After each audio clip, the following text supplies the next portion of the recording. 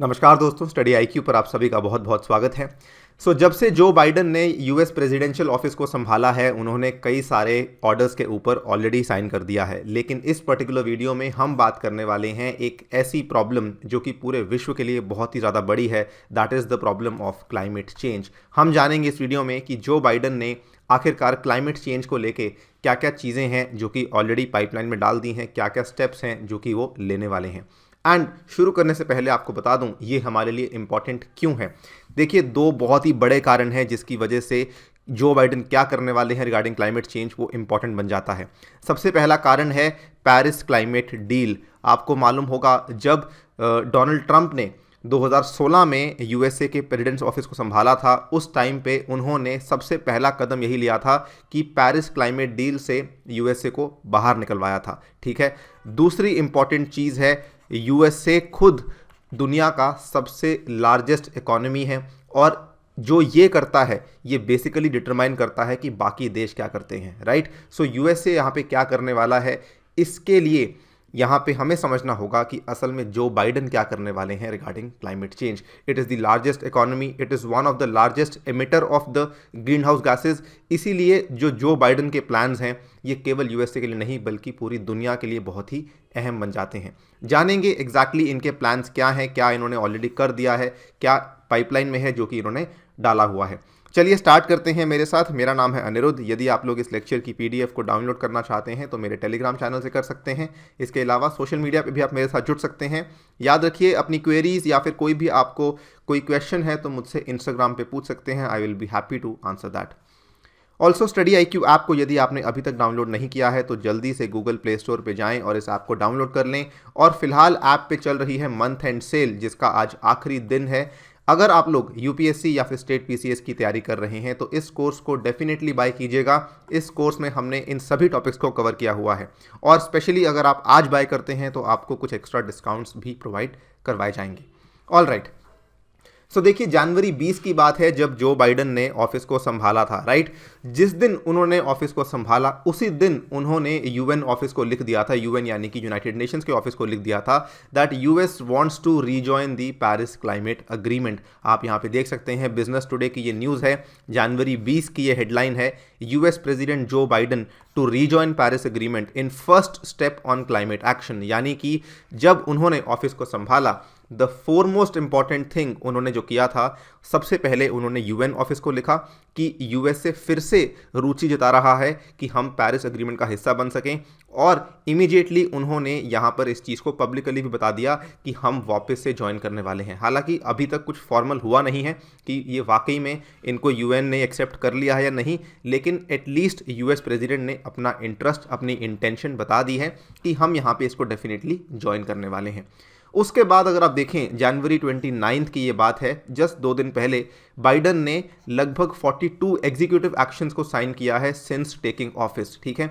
जिसमें से एक बहुत ही इंपॉर्टेंट एक्शन है रिगार्डिंग द क्लाइमेट चेंज। इसमें इन्होंने कई सारे ऑर्डर्स हैं, जिसमें जो एक ऑर्डर क्लाइमेट चेंज से डील करता है उसके अंदर कई सारे सब ऑर्डर्स हैं जो कि डायरेक्टली क्लाइमेट चेंज के साथ डील करते हैं। Among the executive orders he signed on Wednesday one of the most significant orders deals with the climate change. यहाँ पर केवल इतना ही नहीं, इनफैक्ट जब इनका इलेक्शन एजेंडा चल रहा था, जब इनका इलेक्शन कैंपेनिंग चल रही थी, उस टाइम पर भी यूएस प्रेसिडेंट कैंडिडेट थे जब ये जो बाइडन, तब भी इन्होंने अपना एम्बिशियस प्लान अनाउंस कर दिया था कि हम क्लाइमेट चेंज को सीरियसली लेने वाले हैं। In fact again during his campaign itself, जब ये प्रेसिडेंट बने नहीं थे, इन्होंने कहा था कि हम $2 ट्रिलियन का एक स्पेंडिंग प्लान लेकर आने वाले हैं जिसके चलते हम जलवायु परिवर्तन को टैकल करेंगे, हम इसको कॉम्बैट करेंगे, जिसमें कि हम climate friendly infrastructure, very very important word, and साथ में हम क्लीन एनर्जी को प्रमोट करेंगे। ये दो इनके बड़े मुद्दे थे कि हम क्लीन एनर्जी, साफ ऊर्जा और क्लाइमेट फ्रेंडली इंफ्रास्ट्रक्चर को प्रमोट करना चाहते हैं, और साथ ही में हम इतना सारा पैसा लगाने वाले हैं once we come into the power regarding climate change. Right. In fact इतना ही नहीं, अगर आप देखें जब ये इलेक्शन कैंपेनिंग चल रही थी यूएसए में, उस टाइम पे प्यू सर्वे, प्यू आपको मालूम होगा, प्यू research centre basically Washington based एक रिसर्च सेंटर है जो कि अमेरिका के बड़े बड़े सर्वेस कंडक्ट करता है। इन्होंने जून 2020 में एक सर्वे कंडक्ट किया था जिसमें ये पता लगा लगभग 2/3 ऑफ अमेरिकन यानी कि 66% के आसपास जो अमेरिकन हैं वो ये सोचते हैं कि सरकार को और ज़्यादा करना चाहिए रिगार्डिंग क्लाइमेट चेंज, कि जितना सरकार कर सकती है उतना सरकार कर नहीं रही है।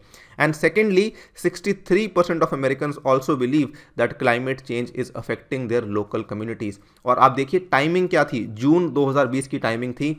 अमेरिका उस टाइम पे और आज भी इनफैक्ट कोविड-19 से बहुत बुरे तरीके से जूझ रहा है, राइट। लेकिन उस टाइम पर भी लोगों के 66% यहाँ पे 63% यहाँ पे लोग ये सोचते थे कि क्लाइमेट चेंज हमारे लिए बहुत इंपॉर्टेंट प्रॉब्लम है। सो इन्होंने उस टाइम पर भी, जो सीरियस लोग हैं, उन्होंने इस चीज़ को नॉन सीरियसली नहीं लिया था। एंड सिमिलरली जो बाइडन थे उन्होंने भी अपने इलेक्शन कैंपेन में क्लाइमेट चेंज को बिल्कुल भी इग्नोर नहीं किया था। Coming to the final thing कि इन्होंने असल में प्लान क्या किए हैं, अब हम इसको फॉर्मली देख सकते हैं। सबसे पहले तो नवंबर लास्ट ईयर में जब ऑलमोस्ट ये तय हो चुका था कि जो बाइडन यूएस के प्रेसिडेंट बन चुके हैं, इलेक्शंस के रिजल्ट्स आ चुके थे, ठीक है, उस टाइम पे जो बाइडन ने जॉन केरी को नामित किया था। जॉन केरी कौन है? अगर आप यूएसए की राजनीति को फॉलो करते आए हैं तो आपको मालूम होगा, ये जब बराक ओबामा प्रेसिडेंट थे 2016 तक, he was the secretary of state, he was one of the most famous personalities जो कि यूएस की सत्ता में थे, राइट। सो जॉन केरी जो कि पहले सेक्रेटरी ऑफ स्टेट रह चुके हैं, जो बाइडन ने इनको नेम किया था special presidential envoy for climate change, ठीक है। और कई सारे लोग ये मानते हैं कि John Kerry is one of the leading architects of the Paris climate agreement. जो 2015 में पेरिस क्लाइमेट अग्रीमेंट साइन हुआ था, लोगों का ये मानना है कि John Kerry is one of the world's most effective climate champions. So केवल जॉन केरी को नामित करना ही अपने आप में बहुत बड़ी बात है, क्योंकि जॉन केरी ने टाइम एंड अगेन प्रूव किया है कि वो climate agreement, Paris climate agreement के सहयोग में हैं, उसको सपोर्ट करते हैं और ये भी चाहते हैं कि अमेरिकन गवर्नमेंट और ज़्यादा काम करे रिगार्डिंग क्लाइमेट चेंज।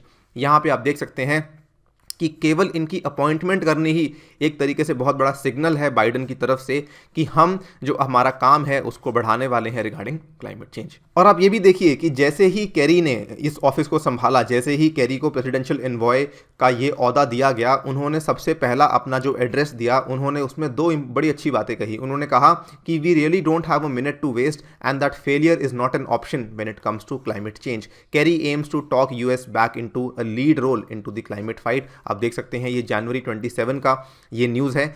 इन्होंने अनाउंसमेंट तो हो चुकी थी कि ये नवंबर में ही जो है एनवॉय बनने वाले हैं फॉर क्लाइमेट चेंज, लेकिन इनको फॉर्मली ऑफिस संभालने के बाद जो पहली स्पीच हुई थी वो जनवरी 27 को हुई थी। फर्दर बात करें, सेकेंड इंपॉर्टेंट थिंग यहाँ पे इनके द्वारा ये कही गई थी कि one of the broad goals of the climate change agenda is to attain a steady growth in clean energy employment.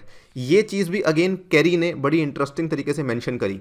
इन्होंने कहा कि पिछले 5 सालों में यूएसए ने क्लीन एनर्जी के क्षेत्र में, साफ ऊर्जा के क्षेत्र में केवल 3.3 मिलियन न्यू वर्कर्स को ऐड किया है। अगर हम इसको लाखों में समझें तो 33 लाख नई जॉब्स लेकर आया है यूएस पिछले 5 सालों में इन द क्लीन एनर्जी सेक्टर। लेकिन इन्होंने तुलना करी भारत के साथ कि भारत में इन्हीं 5 सालों में 5 गुना से भी ज़्यादा नए एम्प्लॉयमेंट जनरेट किया गया है in the clean energy sector. So ये मानते हैं कि there is a lot which US can do, and इन्होंने यहाँ पे प्रेरणा के लिए भारत को चुना है कि भारत पिछले 5 सालों में लगभग 5 टाइम्स इससे ज़्यादा एम्प्लॉयमेंट जनरेट कर चुका है in the clean energy sector, तो यूएस से भी कर सकता है। सो जॉन केरी की अपॉइंटमेंट अपने आप में एक बहुत बड़ा सिग्नल है कि जो बाइडन की अब सरकार है, जो इनका प्रशासन है, वो क्लाइमेट चेंज को लेके वाकई में बहुत ज़्यादा सीरियस है। सेकेंड इंपॉर्टेंट थिंग देखते हैं, ये भी काफ़ी इंपॉर्टेंट है। यहाँ पे जो लेटेस्ट ऑर्डर साइन किया गया है, इसमें देखिए जो बाइडन ने असल में क्लाइमेट चेंज को एक इम्पॉर्टेंट हिस्सा बनाया है of the US foreign policy and national security. वहीं पे अगर ट्रंप प्रशासन के हिसाब से देखें तो उनके हिसाब से क्लाइमेट चेंज जो है, उनका ये मानना था कि हर एक कंट्री अपने लिए खुद रिस्पॉन्सिबल है, हम किसी और कंट्री के लिए रिस्पॉन्सिबिलिटी नहीं लेंगे। लेकिन जो बाइडन ने यहाँ पर, क्योंकि he has made very very clear कि climate considerations are a part of the foreign policy and national security, इसीलिए it means very very clearly कि अब वो जितनी भी इंटर कंट्री टॉक्स होंगी, जितनी भी इंटरनेशनल रिलेशंस में जितने भी लोगों को विजिट करेंगे, उन सभी के साथ क्लाइमेट चेंज को लेकर बातचीत भी करी जाएगी, राइट। तो इन्होंने क्लाइमेट कंसिडरेशंस को अपने इंटरनेशनल वर्क में एकीकृत किया है। ये भी अपने आप में बहुत बड़ा सिग्नल है जो कि बता रहा है कि क्लाइमेट चेंज उनके एजेंडा में टॉप प्रायोरिटी पर है। फर्दर जो कि मैं मानता हूं सबसे बड़ा कदम लिया गया है, जो कि एक्चुअली हम कह सकते हैं ऑन द ग्राउंड जिसका इफेक्ट देखने को मिलेगा, एक कीस्टोन एक्सेल पाइपलाइन प्रोजेक्ट है जिसको कि कैंसिल कर दिया गया है। यदि आप यूएसए और कनाडा के इंटरनल रिलेशंस को समझते हैं, सो देखिए जो कीस्टोन का पाइपलाइन प्रोजेक्ट है वो असल में यहाँ से स्टार्ट होता है, ये अल्बर्टा की स्टेट है कनाडा में, और ये यहाँ तक जाता है, यानी कि ये यूएसए के टेक्सास तक जाता है। सो ये बहुत ही बड़ी पाइपलाइन है जो कि ऑलमोस्ट एंटायर यूएसए को कवर करती है। अब कनाडा से क्या होता है कि कनाडा से यहाँ पे कच्चा तेल लिया जाता है अल्बर्टा में, और ये कच्चा तेल यूएसए के अलग अलग शहरों तक पहुँचाया जाता है, ठीक है। और इस पाइपलाइन के कई सारे प्रोजेक्ट्स हैं, आप देख सकते हैं फेज़ 1 ये वाला फेज़ 1 है, फिर फेज़ 2 ये वाला फेज़ 2 है, फेज़ 3 ये वाला फेज़ 3 आपका यहाँ पर था। ये सारा का सारा जो है ये कंप्लीट हो चुका है। उसके बाद फेज़ 3B भी पूरा हो चुका है। अब इसका जो फेज़ 4 था ना ये वाला, ये बेसिकली इसको शुरू करवाया गया था ड्यूरिंग द ट्रंप गवर्नमेंट, लेकिन यहाँ पर सबसे पहले दिन जैसे ही जो बाइडन ने ऑफिस संभाला उन्होंने फेज़ 4 को रद्द कर दिया है कि हम फेज़ 4 को पूरा नहीं करने वाले हैं। इसके पीछे बहुत बड़े कारण हैं। द कैंसल्ड कीस्टोन जो अभी पाइपलाइन प्रोजेक्ट है, एक्सेल पाइपलाइन प्रोजेक्ट है, इसके बहुत ज़्यादा रेपरकशंस माने जा रहे हैं, ठीक है। आप देख सकते हैं 23 जनवरी 2021 की ये न्यूज़ है, इंडिया में भी इसको कवर किया गया मिंट के द्वारा, that the cancelled Keystone XL pipeline में यील्ड 48,000 टन्स ऑफ स्क्रैप। आप देख सकते हैं Biden also cancelled the project on the first day in his office. In fact यहाँ पे आपको दिखाना चाहूँगा ये वाला रिएक्शन आप देख सकते हैं, अल्बर्टा के जो लीडर हैं जो बेसिकली इसको ओवरसी कर रहे थे, उन्होंने कहा कि दिस वाज अ गट पंच, कि हमने बिल्कुल भी एक्सपेक्ट नहीं किया था कि इमीडिएटली आते ही इस प्रोजेक्ट को ये कैंसिल कर देंगे, राइट। सो कीस्टोन का जो प्रोजेक्ट है आपको बता चुका हूँ, पहले 3 फेजेस इसके कंप्लीट हो चुके हैं, जो कि हर रोज़ 5.5 lakh barrels of oil carry करते हैं from Canada to the USA via longer route, ठीक है। तो हर रोज़ ये इतना सारा कच्चा तेल कैरी किया जा रहा है from the Canada to USA, और यूएसए में जगह जगह पे बनी हुई हैं रिफाइनरीज जो कि इस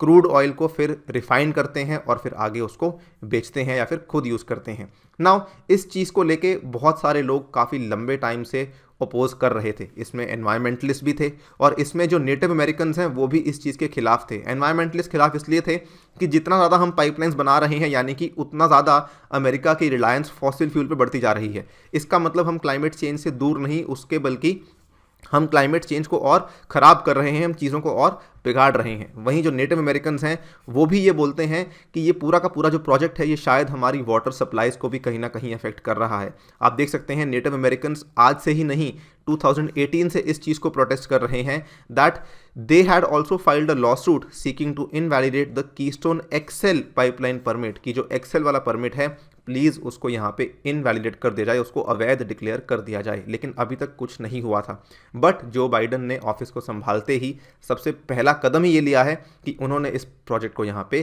ख़त्म कर दिया है, उसको कैंसिल कर दिया है। So these are some things which he has already done. Number 1 John Kerry की appointment, number 2 integration of climate change into foreign policy, and number 3 cancellation of the massive Keystone XL pipeline project. ये 3 बड़ी चीज़ें हैं जो कि already ये कर चुके हैं। इनफैक्ट एक्सपर्ट्स का ये मानना है कि अभी आगे जाके जो बाइडन का प्रशासन है वो और भी कई सारी चीज़ें कर सकता है, हालांकि इन्होंने अभी तक किया नहीं है। जिसमें आई थिंक आप सभी को मालूम होगा जो ग्रीन क्लाइमेट फंड था जो कि यूएन के द्वारा शुरू किया गया था, इस क्लाइमेट फंड में यूएसए ने जब से उन्होंने पेरिस डील से अपने आप को विड्रॉ किया था उसमें पैसा डालना बंद कर दिया था। इस चीज़ को लेके बाइडन ने अभी तक कुछ नहीं कहा है। तो एक्सपर्ट्स ये मानते हैं कि there is a lot more which can be done and there is a lot more which remains to be seen. So हम भी यही आशा करते हैं कि यूएसए की जो सरकार है वो क्लाइमेट चेंज को लेके और सीरियस हो और आगे जाके जो सबसे बड़ी प्रॉब्लम है विश्व के लिए हम उसको मिलकर टैकल कर सकें। With that I take your leave. Thank you for listening. Stay tuned and stay safe.